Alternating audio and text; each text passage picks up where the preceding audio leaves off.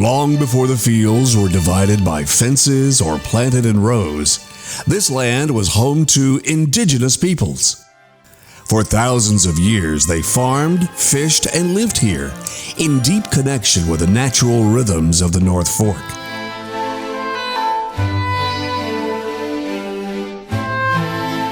At the Hallockville Museum Farm, history isn't something behind glass, it's something you walk through. He was both a shoemaker. He made 1,700 pairs of shoes. It is a place like all of Long Island once was. Old farmhouses and barns surrounded by open fields as far as the eye can see.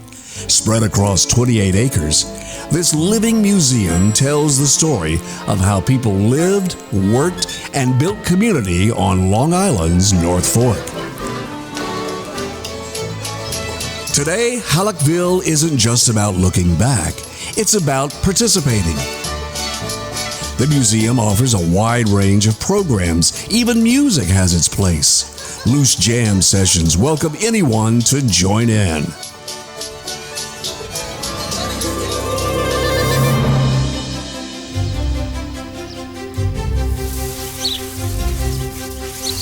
This plot here, I've 10 different heirloom varieties.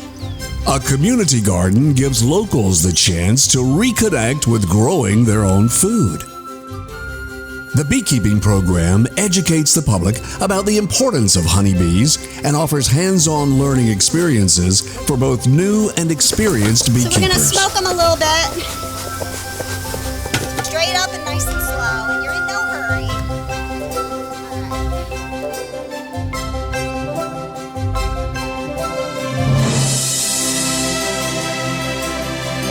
At the center of it all is the Hallock Homestead, built in the 1760s by Reuben Brown.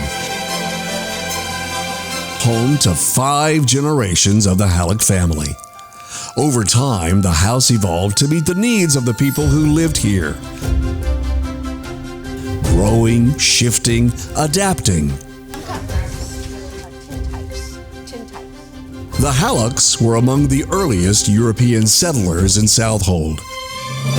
Arriving around 1640 from the eastern part of England seeking religious freedom.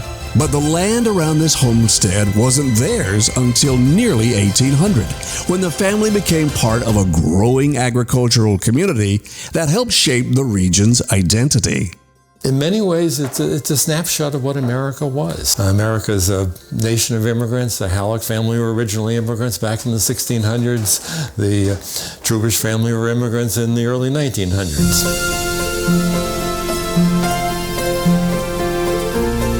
The homestead still holds that story. It's surrounded by original buildings, while other structures at the museum have been moved here from nearby farms to help tell a broader story of life along Sound Avenue from the colonial era through the mid-20th century.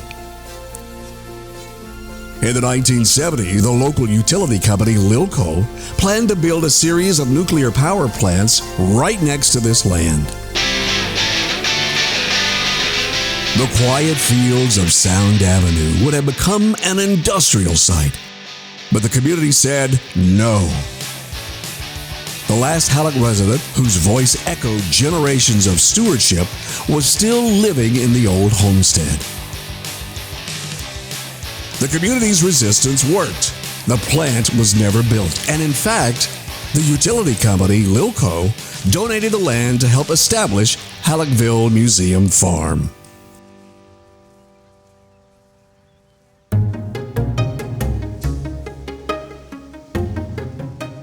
For the kids who visit, it's more than just a field trip. Our mission here is to bring Long Island back to its family farming roots. You're going to explore a few stations here at Hallockville. What you're going to do is you're going to dig in the ground here, and if we are lucky, come up with a potato like that. They see what farm life really looked like. Not just how it was done, but why it worked. When the farmers became more successful and they had bigger crops, they would take a small barn apart, and what do you think they would use that wood for to make a bigger barn? Help me out. Instead of like getting a new piece of wood, they kept the same one. Bingo! It's hands-on learning, and it brings to life ideas we're still talking about Standing behind me. today. Anyone know what type of cow she is? Her name's Darla. Easy? So this time of year, he sheds his hair. So he has hair. He does not have wool. Take sustainability. It wasn't a buzzword back then. It was survival. Basically like we cook and clean. Rainwater was used to wash dishes, collected and reused to water plants. Clothes, tools, food scraps, everything was reused. Very little was wasted. We have a cat named Emma. Why would we have... When European settlers first arrived, they cleared the forest and sold wood to New York City. But over time, the land became known for something else: potatoes. For generations, they were the region's main crop and a major provision for the growing metropolis to the west. The original kitchen stove still works, and Mary Ann proves it.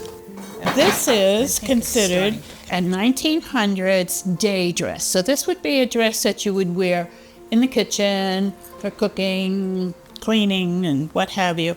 And here I am, 123 years earlier. Using old recipes, Mary Ann is baking and cooking the way it's always been done here. Okay, so that's it.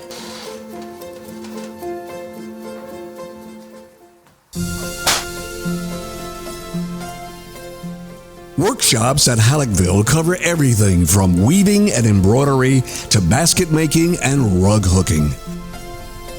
These skills weren't hobbies, they were necessities, and they're being kept alive.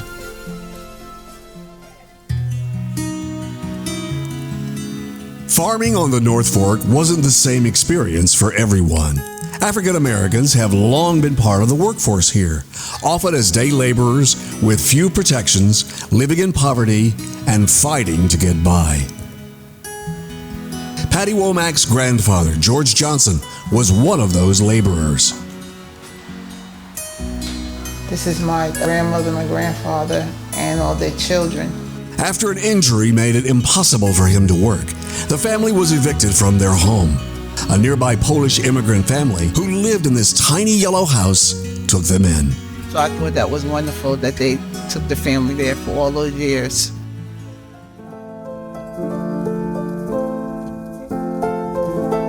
Polish immigrants made up nearly 70% of all farmers along Sound Avenue in the 20th century.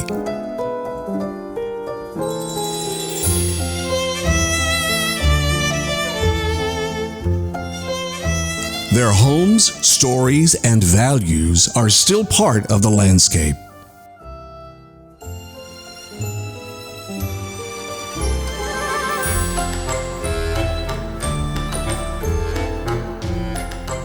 Boże, błogosław nasz dom.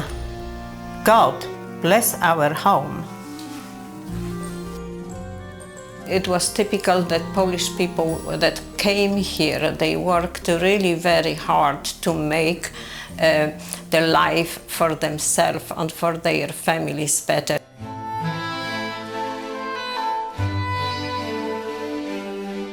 Hallockville isn't frozen in time, it keeps growing. With support from the New York State Council on the Arts and local donors, the historic Noggles Barn Adaptive Reuse Project has become a reality. Is everybody ready? It is now used for a variety of events, community gatherings, weddings, and parties, like afternoon tea, welcoming everyone. The museum also curates carefully researched exhibitions. One highlight, photos taken by Bessie Hallock in the 1920s with her Kodak Brownie camera. Everyday life on the farm, captured from a woman's point of view. I have not seen that, not the original. Visiting Hallockville Museum Farm is like time traveling. You can go back to the late 18th century with the Hallock homestead, all the way up to the early 20th century with the Chickenowitz house. 50 years after it became a museum, Hallockville is still working. Not to just preserve history, but to share it. This is a place where the past is practical, alive, and still full of lessons for the future.